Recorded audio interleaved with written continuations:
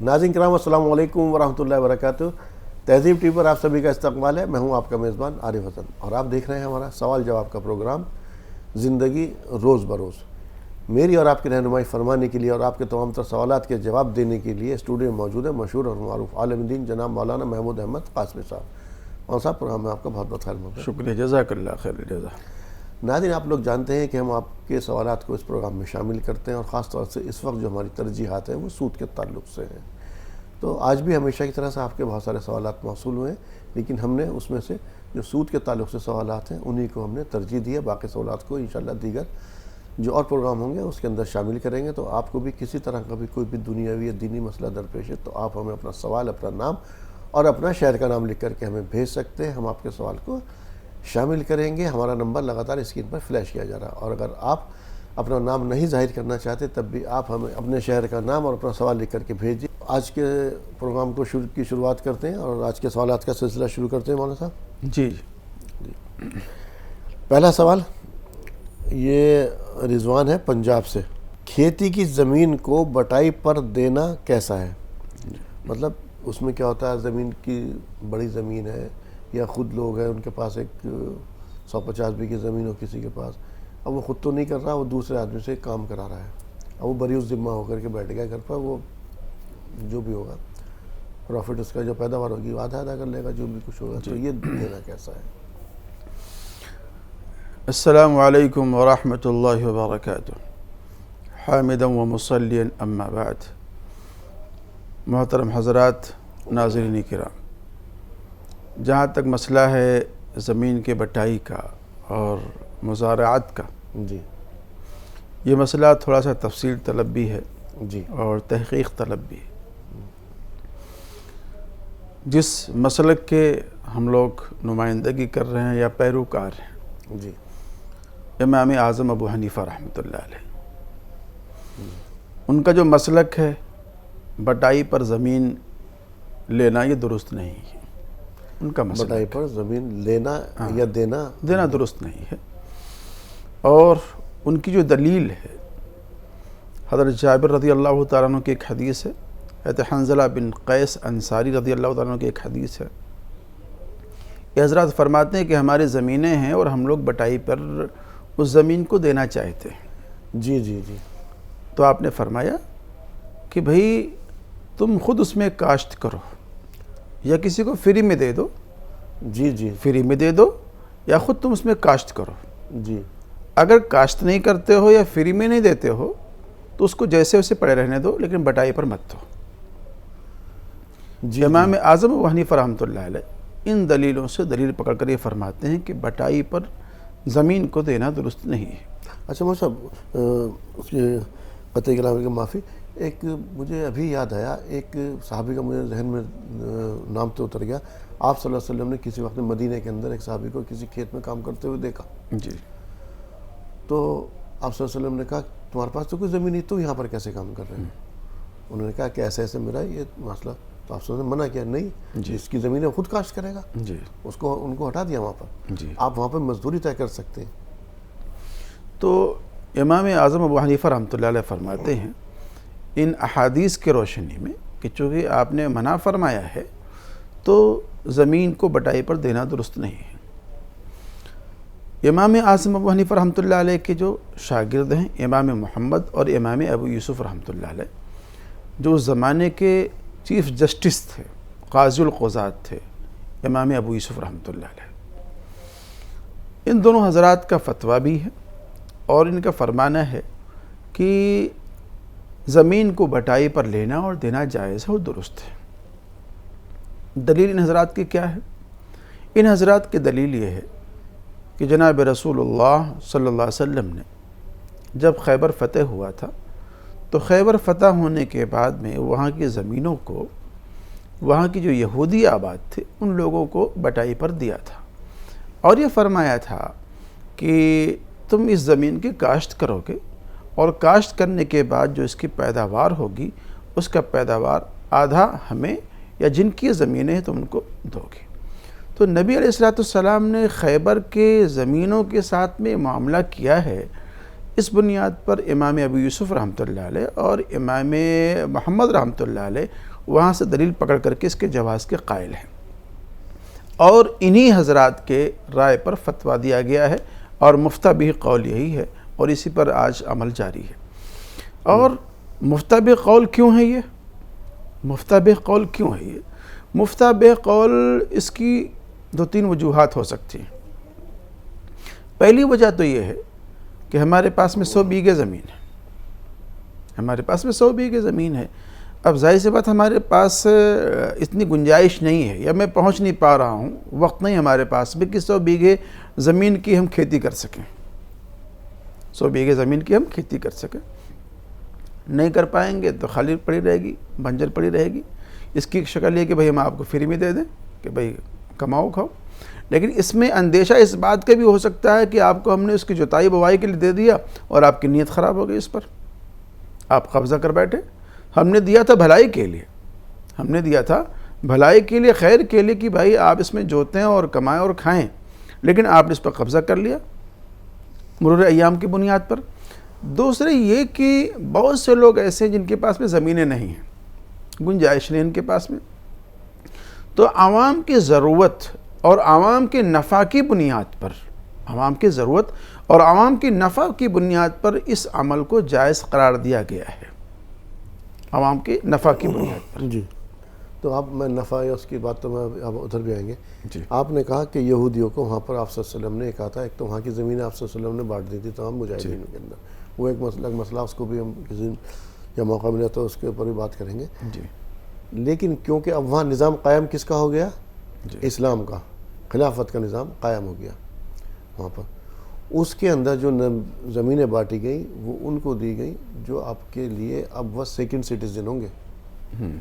اسلامی نظام کے اندر یہودی جو ہے وہ سیکنڈ سٹیزن ہوں گے، آپ کی تمام تر ان سے آپ جو ہے ٹیکس لیں گے، جو بھی ان سے لیں گے، ان کی ذمہ داری تمام تر چیزوں کی، ان کو تمام وہ فیسلٹیز آپ کو جبر تو ان پر نہیں کریں گے کہ آپ اسلام میں شامل ہیں، لیکن ایک طریقے سے جو آپ کا نظام ہے آپ اس کے اندر شامل نہیں کریں گے۔ جی، آپ نے وہاں پر ان کو شامل کیا، اس سے پکڑ کر کے آپ اس سیکنڈ سٹیزن، اگر آپ کسی مسلمان کو ہی اگر اس کے اندر اپنی زمین پر کھیت پر کام کرنے کا حق دے رہے ہیں، اس کو بٹائی پر دے رہے ہیں، اس کی ہیلپ نہ کر کے، یا اس طرح سے مزدوری بھی تو آپ کرا سکتے ہیں اس سے، بٹائی پر دینے کی بجائے اس سے مزدوری طے کر سے، جیسے میں نے بتایا آپ صلی اللہ علیہ وسلم نے کہا آپ کے پاس تو کوئی زمین نہیں تھی، آپ کیسے یہاں کام کر رہے ہیں؟ انہوں نے کہا میں نے یہ معاملہ طے کر لیا، آپ صلی اللہ علیہ وسلم نے وہاں منع کر دیا۔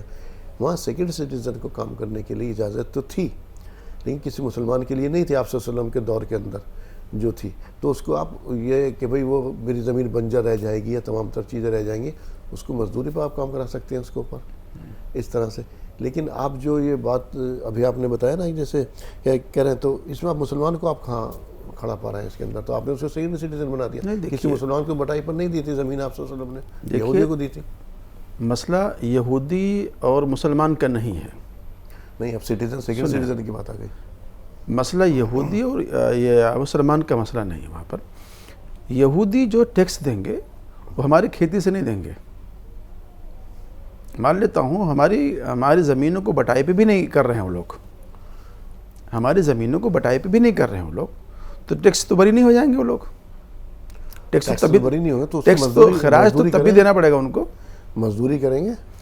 نہیں، مزدوری کریں گے، خراج تو تب بھی دینا پڑے گا ان کو۔ کچھ اور بھی ذرائع ہو سکتے ہیں۔ اگر ہماری زمینوں پر بٹائی پر کام نہیں کر رہے ہیں، وہ خراج اس چیز کا دیں گے کہ وہ ان کے ہر چیز کا ذمہ اس حکومت کا ہے جو وہاں موجود ہے، ان کی حفاظت کا ذمہ، ان کی عزت و آبرو کی ہر چیز کی حفاظت کا ذمہ، ان کو تمام تر آزادی، ان کی مذہبی آزادی، ان کی تمام تر کسی چیز کی جو آپ اسے ایک پروٹیکشن دیں گے، وہ اس کے لیے خراج دیں گے آپ کو۔ خراج اس بات کے دے رہے ہیں، ٹھیک ہے، نہ کہ اس بات کا دے رہے ہیں کہ جناب ہم نے ان کو اپنی زمین دے رکھی ہے بٹائی پر اور وہ وہاں سے کما کر کے ہم کو دیں۔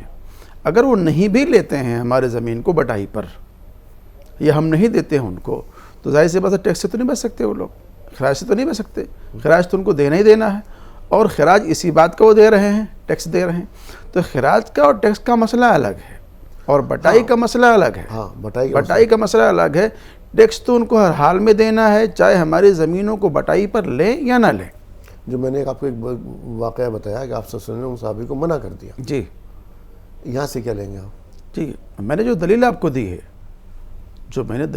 دی ہے، کہ خیبر کی جو زمین کو اللہ کے رسول نے، خیبر کی زمین کو، دیکھیں دو چیزیں، ایک قولی حدیث ہوتی ہے، ایک فعلی حدیث ہوتی ہے۔ جی، کیا ہوتی ہے؟ ایک قولی ہوتی ہے، ایک فعلی حدیث ہوتی ہے۔ جب قول اور فعل کی جب حدیثیں آپس میں متصادم ہوتی ہیں، ٹکراتی ہیں، تو وہاں نبی علیہ الصلوۃ والسلام کا جو ایک آرڈر ہے، ٹھیک ہے، جو ایک حکم ہے، وہاں اس کو دیکھا جاتا ہے، اس کے اوپر عمل کیا جاتا ہے، اور یہ بھی دیکھا جاتا ہے کہ کون سا عمل پہلے کا ہے اور کون سا عمل بعد کا ہے۔ اگر نبی کا عمل پہلے کا منع کا ہے اور بعد میں ہاں کا ہے، تو جو چیز ہاں ہے وہ ہاں والا عمل جو ہے پچھلے عمل کو باطل کرنے والا ہوگا، منسوخ کرنے والا ہوگا۔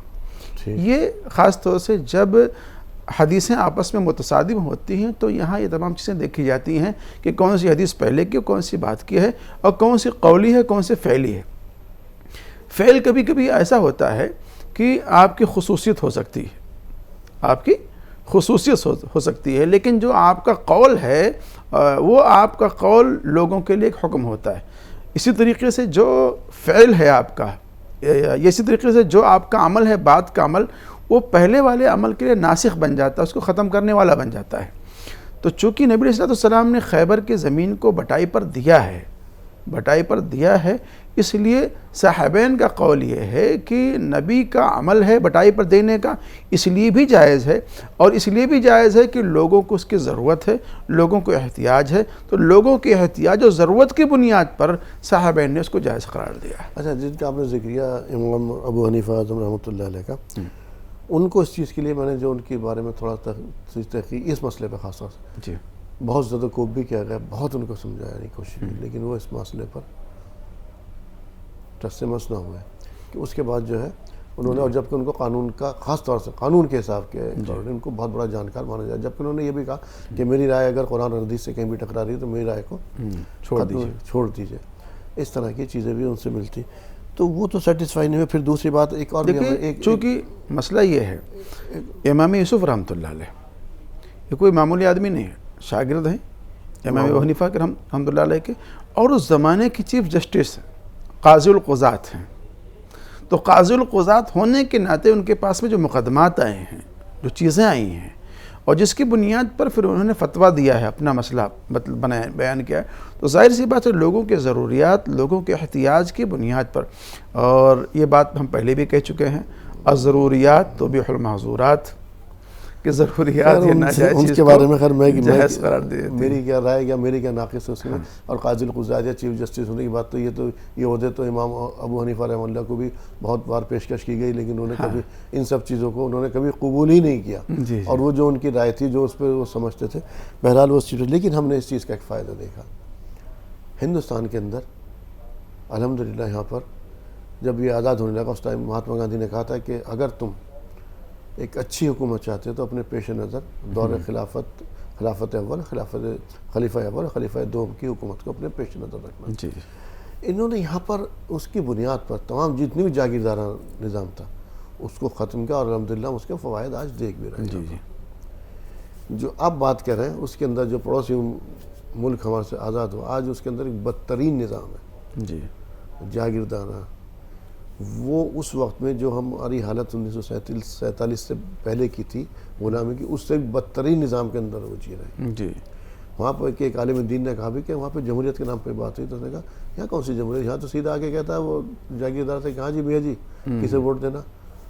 تو وہ ایک نظام، وہ اس چیز سے جس کی طرف آپ اشارہ کر رہے ہیں کہ وہ جائز ہے اور یہ تمام تر چیز ہے، کتنا بدترین نظام قائم ہو گیا۔ اور یہاں الحمدللہ آپ دیکھ رہے ہیں کس طرح سے نظام، تمام تر لوگ یہاں زمینوں کے مالک بھی بن گئے، جاگیردار نظام قائم ہوا، سب اپنی اپنی اس میں چلے گئے۔ وہ بات الگ ہے، وقت کے حساب سے ریفارم کرنے کی ضرورت پڑتی، تو میں اسی چیز کو کہہ رہا ہوں، اس طرح سے اگر ہم اس چیز کو فالو کر رہے ہیں، حالانکہ میں ایک سوال کر رہا ہوں آپ سے، میں ہی نہیں کسی کی ذات پر، نعوذ باللہ، میری کوئی ذات بھی نہیں ہے کہ ان کے مقابلے میں اپنی کوئی حرف اٹھاؤں یا کچھ کروں، تو یہ ایک تضاد ہے اس کے اندر۔ دیکھیے، جاگیردارانہ جو نظام ہے وہ ظاہر سی بات ہے سب میں قاتل ہے، نقصان دہ لوگوں کے لیے، سماج کے لیے، معاشرے کے لوگوں کے لیے۔ مجھے یاد آتا ہے کہ سیدنا عمر بن عبدالعزیز رحمۃ اللہ رحمۃ واسعہ جب خلیفہ منتخب ہوئے تھے جی اور ان کو بہت سارے احباب، بہت سارے بزرگان دین خلافت راشدہ میں ان کی حکومت کو تسلیم کرتے ہیں، مانتے ہیں، اور بے نظیر خلافت تھی ان کی، یقینی مختصر رہی، سارے قوانین اس ٹائم میں نافذ کیے گئے، لیکن جو ان کی خلافت تھی بہت ہی زبردست خلافت تھی، اور جس طرح سے انہوں نے اس جاگیردار نظام کو کا قلع قمع کیا ہے، اس کو توڑا ہے، یہاں تک کہ روایات میں جو ہم لوگوں نے پڑھا ہے کہ جب وہ بیٹھے ہیں اس کا حساب و کتاب کرنے کے لیے، اور اپنے خاندان کے لوگوں کے، اپنے متعلقین محبین کے لوگوں کو بلایا ہے، اور جو ان کے پاس میں زمینوں کے جو کاغذات تھے، پیپرز تھے، اس کو منگایا ہو، قینچی سے کاٹنا شروع کیا ہے اس کو، اور سب کو اٹھا کر کے سرکاری ملکیت میں شمار کیا ہے، بے شک، تو اس جاگیردار نظام کو توڑنے کے لیے، ختم کرنے کے لیے ہی انہوں نے کیا تھا، اور ظاہر سی بات تمام چیزیں سب میں قاتل ہیں، لیکن یہ ہے کہ جن لوگوں نے واقعی اپنی محنت سے، اپنے قد و کاوش سے، اپنی پراپرٹی کو اس کو بنایا ہے، کما کر کے اس کو حاصل کیا ہے، اور جائز طریقے سے حاصل کیا، تو ظاہر سی بات اس کے وہ مالک ہیں، چاہے وہ 1 بیگھے کے مالک ہوں، چاہے 10 بیگھے کے مالک ہوں۔ تو یہاں پہ خراجی عشری زمینوں کا بھی ایک الگ مسئلہ آ جاتا ہے، جی، خراجی وہ زمینیں ایک کون تفصیلی سی ہیں، مسئلہ ہے، وہ ایک بہت زیادہ تفصیلی مسئلہ آ جاتا ہے، تو بہرحال آپ نے کہا اس میں 1-2 چیزیں اور میں ایڈ کر دوں جی کہ جو بٹائی کی جو زمین ہے، اس میں جب آپ بٹائی پر زمین لے رہے ہیں یا دے رہے ہیں، تو یہ طے نہ کریں، آپ یہ طے نہ کریں کہ جناب ہم کو جو اناج یا غلہ جو ملے گا ہم کو اسی زمین کے چاہیے۔ مثال کے طور پر جیسے ہمارے 10 بیگھے زمین ہے، 10 بیگھے زمین کا مطلب یہ ہے کہ کچھ کھیت ہمارے ادھر ہیں، کچھ کھیت ہمارے ادھر ہیں، اب آپ نے طے کر دیا کہ نہیں، ادھر کا جو کھیت ہے نا ہم کو ادھر کا چاہیے، جو غلہ ہوگا ادھر کا چاہیے، ادھر کا نہیں چاہیے ہم کو، تو اس سے منع کیا گیا ہے۔ کیوں؟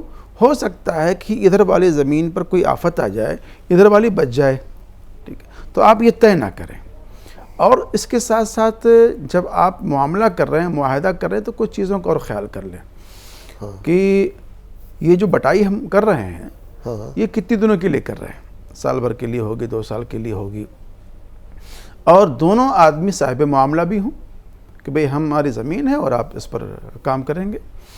تیسری چیز اس میں یہ ہے کہ بھئی یہ بھی طے ہو جانا چاہیے کہ بیج کس کی ہوگی، یہ طے ہوگا یا اس کے اندر اس کا کوئی اصول ہے کہ اس کا نہیں، اصول ہے، طے ہونا چاہیے کہ بیج کس کی ہوگی، ہماری ہوگی یا آپ کی ہوگی، پانی جو ہوگا وہ ہمارا ہوگا یا آپ کا ہوگا، اور یہ بھی طے ہونا چاہیے کہ آدھا ہوگا، 1/3 ہوگا، 1/4 ہوگا، کتنا ہوگا، 1/5 ہوگا، کتنا ہوگا، یہ بھی طے ہونا چاہیے ہمارے اور آپ کے، اور یہ بھی طے ہونا چاہیے کہ بھئی 1 سال کے بعد آپ یہ زمین خالی کر دو گے، 2 سال کے بعد یہ خالی کر دو گے، تو یہ تمام چیزیں جو موٹی موٹی سی ہیں، یہ دونوں کے درمیان میں جو بٹائی پہ دے رہا ہے یا لے رہا ہے، ان دونوں کے درمیان میں یہ بات طے ہو جانی چاہیے۔ نہیں، اس کا کچھ اصول ہے طے ہونے کے، یہ اصول ہے، یا آپس میں یہ اصول ہے، ہم آپس میں جس چیز پر راضی ہو جائیں نہیں، یہ اصول ہے، وہی بن جائیں گے، یہ اصول ہے، یہ اصول ہے، تو یہ مطلب بیج کس کا ہوگا، مالک کا ہوگا یا اس کا ہوگا؟ اس میں دونوں چیزیں ہو سکتی ہیں، مالک کی بھی ہو سکتی ہیں، اور مطلب آپس میں جس چیز پر بھی جس پہ رضامندی ہو جائے، جس پہ رضامندی ہو جائے، ظاہر سی بات ہے جب بات چیت ہوگی ہماری اور آپ سے اس پہ، اب اگر آدھے پہ ہو رہی ہے، مثال کے طور پر آپ ہماری زمین کو لے رہے ہیں، ہم نے آپ کی ذمہ لگا دے پانی بھی آپ کا ہوگا، آپ کا بیج بھی ہوگا، تو آپ کہو کہ بھائی صاحب آپ ہمارے ذمہ پانی بھی کر رہے ہیں اور بیج بھی کر رہے ہیں اور آپ ہم کو صرف آدھا دے رہے ہیں، تو ہم کہہ دیں گے بھائی نہیں، آدھا نہیں، تم 60 لے لینا، 70% لے لینا، لیکن تمہارا غلہ ہوگا اور تمہاری کیا نام ہے بیج ہوگی، تمہارا ہی پانی ہوگا، 30 ہم کو دے دینا۔ تو ظاہر سی بات ہے جو ہماری اور آپ کے درمیان میں ایک اصولی بات طے ہوگی، وہ اصولی بات مد نظر رہنی چاہیے۔ اگر نقصان ہو گیا پورے کھیت کا تو اب ذمہ دار کون ہوگا؟ ذمہ دار کون ہوگا؟ اگر فصل برباد ہوئی، کل کو کوئی جنگلی جانور کا جھنڈ آیا کھا گیا، ہاں، کیا ہوگا بھیا، یہ برباد کر گیا، تو ظاہر سی بات ہے دونوں کو نقصان ہو رہا ہے، اس میں تو ہمارا بھی نقصان ہو رہا ہے، آپ کا نقصان ہو رہا ہے، دونوں کا نقصان ہو رہا ہے نا۔ ایسا بھی تو ہو سکتا ہے نا، ایسا بھی تو ہو سکتا ہے کہ بھئی وہ بیج بھی ہماری ہو، پانی بھی ہمارا ہو، صرف آپ کی محنت ہی محنت ہو کھیت کے اندر، ہاں، ٹھیک ہے، تو نقصان تو برابر ہے دونوں کا۔ اور یہ سب چیزیں دوسرے والے کی ہیں، تو اس کا کیا گیا، اس کے کیا گیا، اس کا جو فائدہ ہونا تھا وہی نقصان ہوا۔ جی جی، اس کے اندر ایک اور کنڈیشن مجھے ذہن میں آ گئی ہے بھی، اپنی زمین جو ہے اس طرح سے دے رہا ہوں کہ جی مجھے نہیں معلوم، نفع ہو نقصان ہو آپ مالک. اچھا 10 سال کی یا 3 سال کے لیے 1 سال کے لیے 1 سال کے لیے دے دی. مجھے تو 10,000 روپے یا 1 لاکھ روپے بیگھہ چاہیے زمین کے ریٹ کے حساب سے، اور مجھے پیسہ لے. وہ غلط ہے، وہ غلط ہے. اگر آپ ایسا کر دیتے ہیں کہ بھائی نفع ہو یا نقصان ہو تم اس کے مالک ہو، تو اگر آپ اس طرح سے بٹائی پہ دیتے ہیں تو یہ غلط ہو جائے گا. تو یہ بٹائی کیا ہوئی؟ جیسے کہ میں نے بھی کہا آپ سے، میں نے تو کرائے پہ دے دی. نہیں، بٹائی پہ اگر آپ دے رہے ہیں اس کو، یہ بٹائی تھوڑی کہلا رہے گی. جی میں نے تو اس کو کہا کہ بھائی مجھے تو 1 لاکھ روپے بیگھہ کے حساب سے کرایہ چاہیے آپ سے. اب آپ اس کا چاہے جو کرو، کچھ بھی وہ کچھ بھی، 1 سال بعد میری زمین خالی کر دینا مجھے. جی جی. تو اب یہ کیسا؟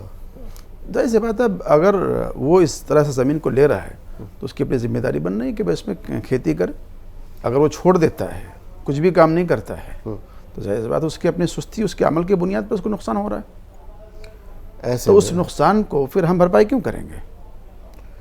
مطلب اس طرح سے مجھے، اگر میں اس طرح سے کسی کو دے رہا ہوں جی، زمین کہ بھائی مجھے تو، آپ پیسے پہ بھی دے سکتے ہو، غلے پہ بھی دے سکتے ہو، دونوں شکلیں اس کے جائز کی. بھائی غلے کے صورت میں تو مجھے نقصان، نفع نقصان کا میں مالک ہوں. ہاں. اور اب جب میں اس کو، اس سے میں تو ایک طرح سے کرایہ وصول رہا ہوں. پیسے میں پیسہ لے رہا ہوں اس سے. اب تم میری زمین کا پیسے استعمال کی کرو. جگہ پر بھی زمین کو کرایہ بھی دی جا سکتی ہے. پیسے کی جگہ پر بھی زمین کو کرایہ بھی دیا سکتا کرایہ وجہ سے. اب وہ چاہے اس میں نہ، کیونکہ اکثر و بیشتر یہ ہوتا ہے کہ لوگ کہ کون جا کر وہاں پہرے داری کرے گا کہ آدھا کر لیا یا کر لیا. آج کا دور جی ہے جی تو لوگ زیادہ تر یہی کوشش کرتے ہیں جی کہ اس طرح سے کہ بھائی ہمیں ایک رقم مل جائے.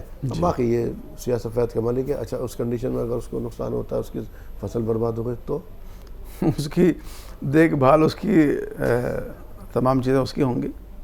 اس کی ہوں گی. جی. اس کے اندر میرے پر کچھ لازم نہیں ہوگا.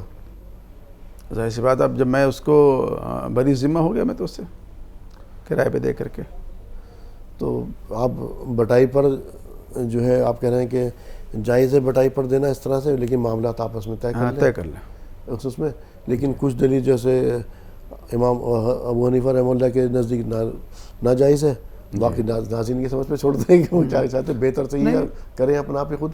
چونکہ صاحبین نے جو فتویٰ دیا ہے، صاحبین کا فتویٰ جو میں نے، جیسے کہ میں نے بتلایا کہ 2 ان کی دلیل ہیں. ایک دلیل تو یہی ہے کہ اللہ کے رسول نے یہ عمل کیا ہوا ہے. دوسری دلیل یہ ہے کہ یہ عوام کی ضرورت ہے. عوام کی ضرورت کی بنیاد پر پھر انہوں نے عوام کے مفاد میں اس کا فتویٰ صادر کیا ہوا ہے کہ بٹائی پر زمین کو دیا جا سکتا ہے، نقد بھی اور غلے کے اوپر بھی. نقد بھی، اور اس کے اندر ظاہر سی بات ہے اگر کسی نے اگر اس پر لیے کرائے پر لیے تو وہ نفع نقصان کا مالک وہ اپنا آپ ہوگا. اور اگر آپ کی بٹائی پہ تو آپ اس کے اندر نفع نقصان بس معاملات طے کر لیں. آپ معاملات طے کرنے، اس کے اندر بھی کوئی انٹرسٹ والا مسئلہ نہیں ہوگا. کرائے پہ دے دیا ہم نے ایک طرح سے، اس سے کچھ وصول کر لیا ہم نے. اس کے اندر بھی اسی طرح سے جنسی الگ ہے، جنسی چینج ہے وہاں پر. تو ناظرین آپ کو بہت اچھی طرح سے مسئلہ سمجھ میں آئے گا کہ بٹائی پر دینی ہے یا نہیں دینی. اس کے فیور میں بھی اور اس کے اگینسٹ میں بھی دونوں دلائل مولانا صاحب نے دی. آخر مولانا صاحب نے کہا کہ صاحبین کا فتویٰ موجود ہے کہ دے سکتے ہیں، اور کس شرط میں دے سکتے ہیں، کس طرح سے دے سکتے ہیں، کرائے پر بھی دے سکتے ہیں. باقی آپ کی سمجھ پر چھوڑتے ہیں کہ کیا کرنا ہے کیا نہیں کرنا. اس کے بارے میں دینا ہے یا نہیں دینا، مولانا صاحب نے دونوں چیزیں بیان کر دیں. اور آخر مولانا صاحب نے کہا بات کی چیز وہ یہی ہے کہ جائز قرار دے دیا گیا ہے اس چیز کو. تو مولانا صاحب پروگرام میں شمولیت کے لیے آپ کا تہہ دل سے شکریہ. شکریہ، جزاک اللہ خیر جزا. تو ناظرین زندگی روز بروز میں آج اتنا ہی، اور ہم ایک ہی سوال اس کے اندر شامل کر سکیں. لیکن اس سے پہلے کہ ہم آپ سے اجازت لیں، آپ سے التجا کہ اگر آپ کا دل و دماغ میں کوئی بھی سوال ہے، خاص طور سے سود کے تعلق سے، ربا کے تعلق سے کوئی سے بھی سوال ہے، تو وہ آپ ہمیں سوال اپنا نام، اپنا شہر کا نام لکھ کر کے ہمیں بھیج دیجیے. ہمارا نمبر لگاتار اسکرین پر فلیش کیا جا رہا ہے. ہم شامل کریں گے، دیگر سوالات کو بھی شامل کریں گے. لیکن ایک وقت میں ہم یہ کوشش ہے ہماری کہ یہ جو ربا کا سود کا مسئلہ ہے یہ ذرا کلیئر ہو جائے. پھر دیگر سوالات جو ہے، دیگر جو بھی آپ کے سوالات ہیں ان کو بھی انشاءاللہ تعالیٰ شامل کریں گے. اور آپ اپنا کوئی مسئلہ اگر ایسا ہے جس کے اندر آپ نام بھی نہیں ظاہر کرنا چاہتے، تب بھی آپ ہمیں اپنا شہر کا نام اور سوال لکھ کر کے بھیج دیجیے. ہم اس کو بھی شامل کریں گے. مولانا صاحب انشاءاللہ تعالیٰ قرآن اور حدیث کی روشنی میں آپ کی صحیح رہنمائی فرمائیں گے. تو ناظرین اسی کے ساتھ اپنے میزبان کو دیجیے اجازت. السلام علیکم ورحمۃ اللہ وبرکاتہ.